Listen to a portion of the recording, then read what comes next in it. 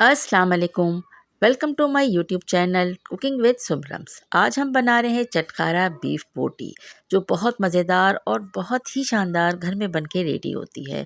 अक्सर लोगों के साथ ये होता है कि जब वो ये बोटियाँ घर में बनाते हैं तो उनके साथ ये एक्सपीरियंस होता है कि या तो उनकी बोटियाँ बहुत ज़्यादा सख्त हो जाती हैं या बोटियों में मसाले की कच्चेपन की एक स्मेल सी आती है।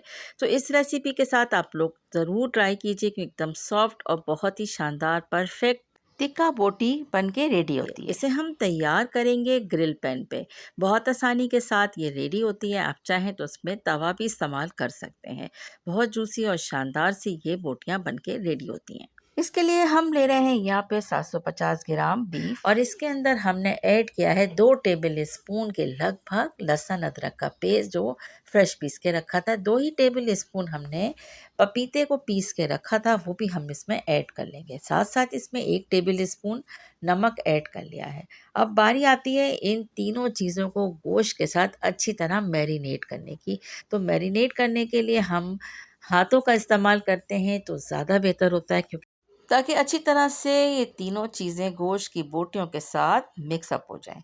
तो बस हमें 5 मिनट तक हमें इसी तरह से इसको मिक्स करना है और इसके बाद हम इसे 10 मिनट के लिए काउंटर टॉप पर छोड़ देंगे।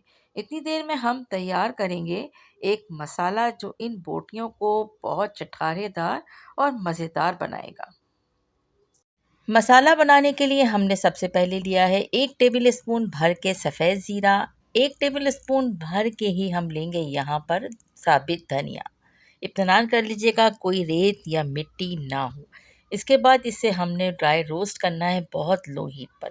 जैसे ही खुशबू आती है तब हम इसमें ऐड कर लेंगे काली मिर्च। दरदरी सी कुटी हुई काली मिर्च हम इसमें ऐड करेंगे और इससे पहले हमने यहाँ पर 1 टेबल स्पून ऐड करी है लाल कुटी हुई मिर्च। लाल मिर्च आप कम ज़्यादा कर सकते हैं, हम आगे पाउडर भी इसमें ऐड करेंगे। तो बस इसको ग्राइंड करना है दरदरा सा। अब हम इसमें ऐड करेंगे हल्दी पाउडर 1 टीस्पून, लाल मिर्च पाउडर 1 टीस्पून। इसके अलावा हम यहाँ पर रंग और खुशबू के लिए ऐड कर रहे हैं तंदूरी मसाला। तो 1 टेबल स्पून के लगभग हमने तंदूरी मसाला भी इसमें ऐड कर लिया है। अब हम बोटियों के ऊपर अच्छी तरह से इस मसाले को कोट कर देंगे। अब हम इसमें ऐड करेंगे 1 लेमन जूस, तकरीबन 2 टेबल स्पून के बराबर है।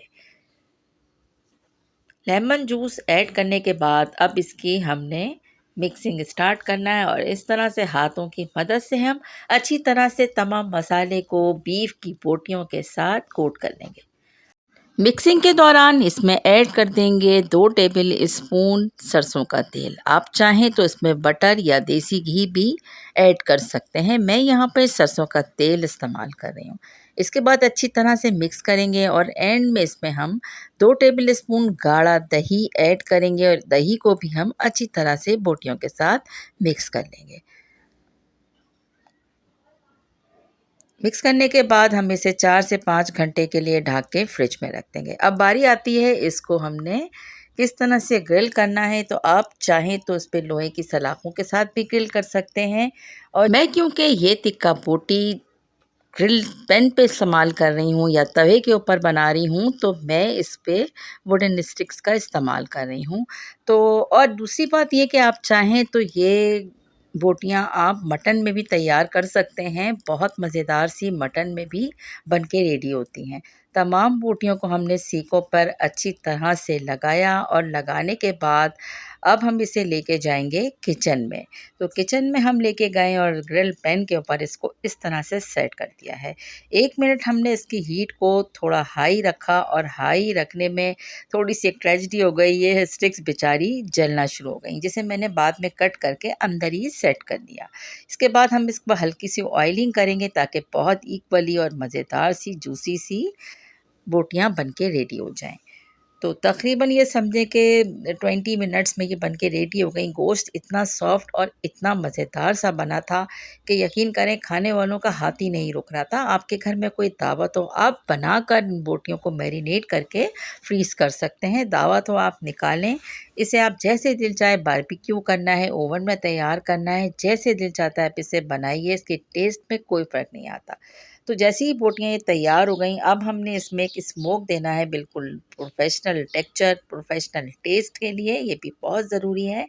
तो बस कोयले को हमने तैयार किया और इस पे स्मोक दिया, और ये देखिए जनाब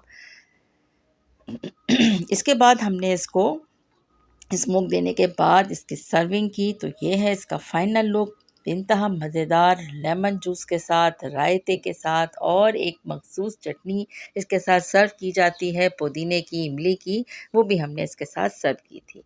तो जनाब बहुत मज़ेदार सी, आप इसको दावत में बना सकते हैं। बकरीद की दावत में हर घर में ही हर तरह से बारबेक्यू डिशेस ज़रूर होती हैं, तो इसको ज़रूर ट्राई कीजिएगा। रेसिपी आपको पसंद आए तो मुझे फ़ीडबैक ज़रूर दीजिएगा, इससे हमारी हौसला अफ़ज़ाई भी होती है।